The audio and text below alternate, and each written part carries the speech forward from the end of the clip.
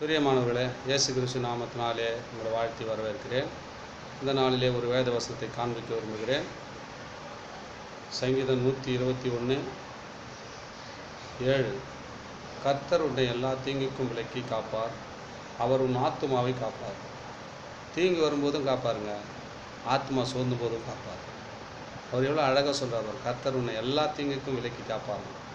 ஏன்னா இந்த வேத வசனத்தை நீ அண்ணோடு கேட்குற, அண்ணோடு இது ருசித்து பார்க்குறீங்க.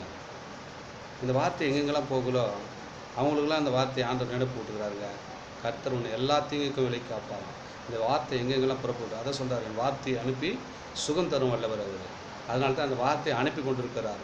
தேசமெங்கும் பார்க்குறாங்க, யார் யாரெல்லாம் கேட்குறாங்களா அவங்களாம் என்ன சொல்கிறாரு, எல்லா தீங்குக்கும் விலக்கி காக்கிறவரா அவர் உன் ஆத்மாவையும் காப்பார். ஆத்மா சோர்ந்து போயிருக்கும், என்ன பண்ணுறதுன்னு தெரியாத வேகுலமாக இருக்கும், அதையும் காக்க போகிறேன்றாருங்க. பயப்படாதீங்க, கர்த்தர் நல்லவர், அவர் கிருபை என்றும் உள்ளது. அதனால தான் இந்த வார்த்தையை உங்களுக்கு காலை வேளையில் பேசி கொண்டிருக்கிறார். கர்த்தர் உன்னை எல்லா தீங்குக்கும் விலக்கி காப்பார், அவர் உன் ஆத்மாவையும் காப்பாராங்க. பயப்படாதீங்க சகோதரனே சகோதரியே, கர்த்தர் உங்களை காத்து ஆசீர்வதிக்க அவர் வல்லவராக இருக்கிறார். ஆமேன்.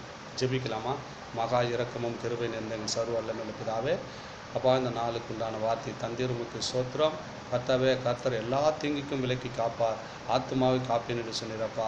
நாங்கள் என்ன தீங்கான வழியில் போனால் கூட நீ காப்பேன் என்று எங்களை சொன்னிரப்பா. அதனால் அந்த தீங்கு வழியை நாங்கள் போகாதபடிக்கு எங்கள் ஆத்மாவை நாங்கள் காத்து கொள்ளும்படியாய் ஆத்மா நேசரே, இந்த கால வேளையில் எங்களுக்கு இந்த கொடுத்த அந்த வார்த்தைகளுக்காக நன்றி ஆண்டவரே. அப்பா, நாங்கள் எல்லா தீங்குக்கு விலக்கி பாதுகாக்கிற தேவனுக்கு ஒவ்வொரு நாளும் நன்றி சொல்ல கடமைப்பட்டவர்களாய் இந்த வார்த்தை கேட்டுக்கொண்டிருக்கிற ஒவ்வொரு பிள்ளைகள் மத்தியில் அப்பா ஆத்மா சோர்ந்து போயிருந்தா அந்த ஆத்மாவில் விடுவித்து அப்பா ஆசீர்வாதமாக அவங்களை நடத்தும்படியாக நாங்கள் ஜெபிக்கிறேன்.